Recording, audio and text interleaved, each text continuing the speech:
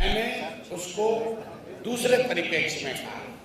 हम उस तरह की राजनीति नहीं करते हैं कि वक्फ का मामला आया तो हम मुसलमानों के वोट के लिए वक्फ पर टिप्पणी कर दें।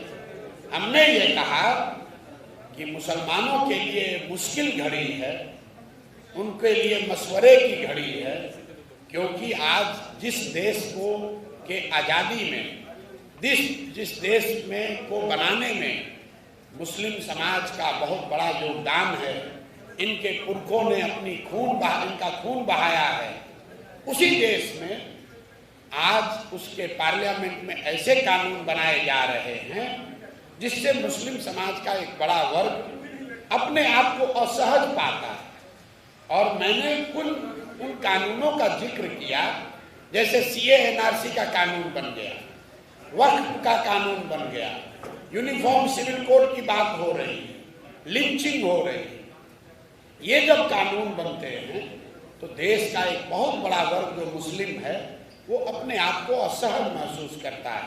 तो स्वाभाविक तौर पर अगर आपकी राजनीति में भागीदारी नहीं रहेगी, आपके राजनीतिक विरोधी सत्ता में रहेंगे, वैचारिक स्तर पर, राजनीतिक स्तर पर अगर आपके सारे विरोधी आपके सत्ता में बैठे हैं तो इस तरह की परेशानी आपको आएगी ही आएगी। इसका सॉल्यूशन क्या है, रास्ता क्या है? रास्ता मेरा टीका टिप्पणी करना नहीं है, वो करने के लिए तो नेता लोग यहाँ बैठा ही है। इसका रास्ता ये है कि मुस्लिम समाज के लोग राजनीति में आए, अपने हक अपने हुकूक के लिए लड़ाई लड़ें, जद्दोजहद करें, अपनी जगह बनाएं, तभी तो उनका सम्मान होगा, तभी तो उनकी बात को सुना जाएगा। सिर्फ मेरे बयान दे देने से कि वक्फ का कानून खराब है, उससे तो मामला रुकेगा नहीं, लड़ाई लड़नी पड़ेगी। बिल्कुल गलत है, इसमें कहीं किंतु परंतु नहीं है। सीए एनआरसी गलत है, हमने उसका विरोध किया, हमको उसके विरोध के लिए नीतीश कुमार ने पार्टी से निकाल दिया, लेकिन वही मुस्लिम समाज नीतीश कुमार का झंडा लेकर घूम रहा है। कानून बन गया सीए एनआरसी का। आज मुझे आप बताइए, जदयू में जो मुस्लिम समाज के लोग नेतागिरी कर रहे हैं वो किस आधार पर जदयू में बने हुए? वक्फ के कानून पर नीतीश कुमार की पार्टी ने पार्लियामेंट में भाजपा के साथ दिया है।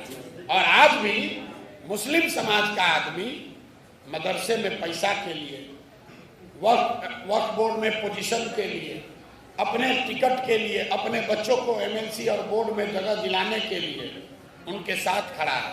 तो जब आप गलत करोगे तो आपके समाज के साथ गलत ही होगा। जन सुराज के नाम से जब ये यात्रा अभियान शुरू हुआ, कुछ लोगों ने जन सुराज दल का नाम रजिस्टर कराया है इलेक्शन कमीशन। उन लोगों का दावा है कि वो हमारे समर्थक हैं या हमारी मदद करना चाहते हैं। उन्होंने इलेक्शन कमीशन में एक दल रजिस्टर कराया है। हम लोग भी इलेक्शन कमीशन में गए हैं और हम लोगों ने भी अपना एप्लीकेशन दिया है। प्रयास कर रहे हैं कि अगर इलेक्शन कमीशन की सहमति हो जाए या जो लोग पहले से बनाए हुए हैं उनसे सहमति हो जाए तो जन सुराज के नाम से दल बन सकता है। लेकिन मैंने पहले सवाल के जवाब में कहा ये हमारे हाथ में नहीं है, ये तो इलेक्शन कमीशन के हाथ में है। 2 तारीख को आपको पता चलेगा इस दल का नाम जन सुराज हुआ या कुछ दूसरा। अगर जन सुराज उसी दल के साथ वो दल भी रहता है तो फिर जन सुराज में कोई फर्क पड़ेगा बिहार में? मेरे भाई का आप बात नहीं समझ रहे। हम लोग इलेक्शन कमीशन में जाकर अपना एप्लीकेशन दे चुके हैं। जन सुराज या इससे मिलता जुलता या जन स्वराज करके इस देश में करीब 25 अलग अलग दल रजिस्टर है। वो तो इलेक्शन कमीशन को तय करना है कि ये नाम किसको मिले। जन सुराज बिहार में हम लोग के हिसाब से दल 2 तारीख को बनेगा और उस दिन इलेक्शन कमीशन से हम लोग को परमिशन मिलना चाहिए। इस प्रयास में हम लोग लगे हैं। अगर नहीं मिलेगा तो आपको सूचित करेंगे, मिलेगा। जन सुराज बिहार में हम लोग के हिसाब से दल 2 तारीख को बनेगा और उस दिन इलेक्शन कमीशन से हम लोग को परमिशन मिलना चाहिए।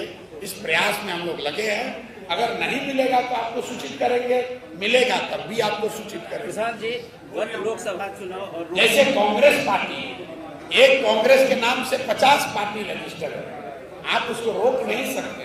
सर, गत लोकसभा चुनाव में, पूर्णिया लोकसभा चुनाव में और रुपौली विधानसभा उपचुनाव में क्या आपकी टीम की कोई रणनीतिक भूमिका रही थी? कोई भूमिका नहीं है, यहाँ भूमिका सिर्फ जनता की है। और रुपौली के चुनाव में ये दिखाया कि जनता यहाँ तीसरा विकल्प या इन दोनों से अलग हटकर कुछ देखना चाहती है। और 2 बरस पैदल चलने से के बाद मेरा भी जो अनुभव है कि बिहार में 2/3 से ज्यादा लोग, वो चाहे किसी वर्ग के हो, किसी जाति के हो, किसी दल के हो, 2/3 से ज्यादा आदमी बिहार में आज चाहता है कि कुछ नया, कुछ बेहतर विकल्प होना चाहिए। इसका मतलब ये नहीं है कि वो जन स्वराज को चाहता है, लेकिन राजद और भाजपा जदयू से आगे बढ़कर बिहार में कुछ नया होना चाहिए। इसको लेकर बिहार में करीब सब आदमी एकदम तैयार बैठा हुआ है। रुपौली का चुनाव वही दिखाता है, जहां लोगों को विकल्प दिखा तो पुराने सारे समीकरण धाराशायी हो गए और जो नया आदमी लड़ रहा था, नया मतलब जो तीसरा विकल्प लोगों के पास था, वो जीत कर आया। हम लोग उसमें कोई भूमिका नहीं।